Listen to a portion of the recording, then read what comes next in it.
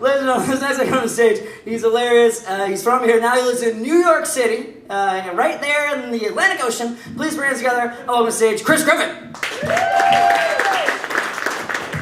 Yes, Boston, what is up? I saw my dad today for the first time since Thanksgiving. My dad is really white. He's not like the ever had a 401k or when he dies I'll get an inheritance white. Now when he passes, I'm getting a bill. You know, my dad's the kind of white that grew up in Southie, used to play poker with Whitey Bulger, wipe the serial number off of his gun so it can't get traced. My dad's the kind of white that you've seen that Ben Affleck directed movie. Yeah, true story. I grew up in Roxbury though. Good stuff. My best friend's here, turned 28 last week, the most successful person I know. And he's a black dude that grew up in Dorchester. That's what my social circle's like, guys. Don't know a lot of white people, and the ones I do are shitty. I'm not gonna just talk about, I am actually, fuck it. I was walking down Fifth Avenue the other day and I passed Little Italy Pizza and I wasn't wearing my contacts, so I thought it said literally pizza. And I walked in and was fucking disappointed because I expected this basic bitch themed pizza restaurant. It'd be a great idea. Every topping would have pumpkin spiced on it. The employee uniform, yoga pants with oversized long sleeve t-shirts that fall off of one shoulder only. The employee of the month is the one that fucks the most orders up because no matter how hard she tries, she just can't even. I think my mom would have been a basic bitch if she was born in the last 30 years. I'm serious. And for a few reasons. She quit her job and moved to Arizona to be a yoga instructor. That's basic as fuck, right? It doesn't get more basic than that. But also, she's like married to her phone. It's her third marriage. I think this one's gonna work out.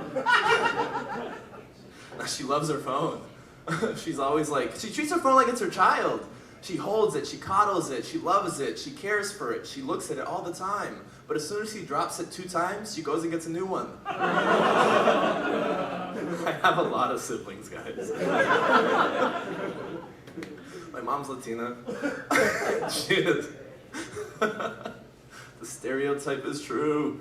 Y'all are like, I can't laugh at that. You look like a white person. I don't give a fuck what you say. Yeah, she's basic as fuck though. Like she doesn't call me on the phone. She'll voice to text me because I think she just loves her phone more than me and she'd rather talk to her phone than call me on the phone. And I know she voice to text because I never understand what she's saying. I often wonder if my contact image on her phone is just a picture of her phone. Wouldn't be surprised. Late last year, she was going through some health problems, and I found out on Facebook. Not because she voiced and texted it to me in the message. I found it on my newsfeed. Just under a picture of her taking a selfie, basic as fuck, giving a thumbs up in a hospital bed, was a post from an ex-girlfriend complaining about her relationship problems. I liked both posts. Because I care. Fuck. Yeah. Has anyone ever looked up an ex on social media? I have one honest person in this room right now. One honest person, and the rest of you are liars, and there's like 50 of you in here right now. Seriously, never? I don't want to admit it. Yeah. Looking up an ex on social media and seeing them looking like the happiest person in the world with their new significant other is the most sobering thing you can do. I know because I only do it when I'm drunk. I looked up an ex the other day and she looked happy. She looked happy with this dude that didn't look as good as me. I was like, yes, she downgraded. He must have a great personality. Then I started thinking about it. It's like, he must have a great personality. Probably has a good job. I bet he's really good in social situations. Like, he walks into a room and everyone gets happy. He's like Norm from Cheers, but he doesn't complain as much. His dad probably has a 401k. His mom probably calls him on the phone. Man, that guy's something.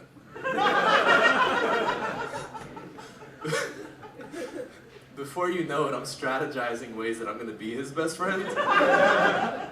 Not because I want to be in my ex's life again, even. I just had a man crush. It's crazy. It's crazy how life works. I just got out of a relationship recently, and it didn't end because of this, but I found out after that she was married and also had a boyfriend in Texas. I knew she was married and getting divorced, but the boyfriend I didn't know about. I was the other guy. It's crazy, right? But yeah, so when you're in a relationship, you deal with, like, you do things that you ordinarily wouldn't think to do because it just is illogical to make your significant other happy. And so this person, she would get angry when she'd get hungry. She'd get hangry. Like, scary too, like Bruce Banner to the Incredible Hulk if she missed the mail. And so I developed a strategy where if I ever knew she was coming to my place, I'd call Grubhub, or I'd like order Grubhub or call like the local deli and be like, start making this sandwich now, I'll pick it up in 2 minutes.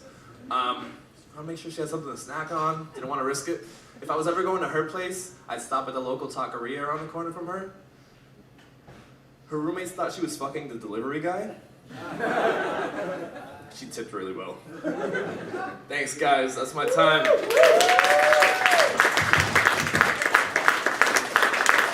Keep it going, Chris. That was wonderful.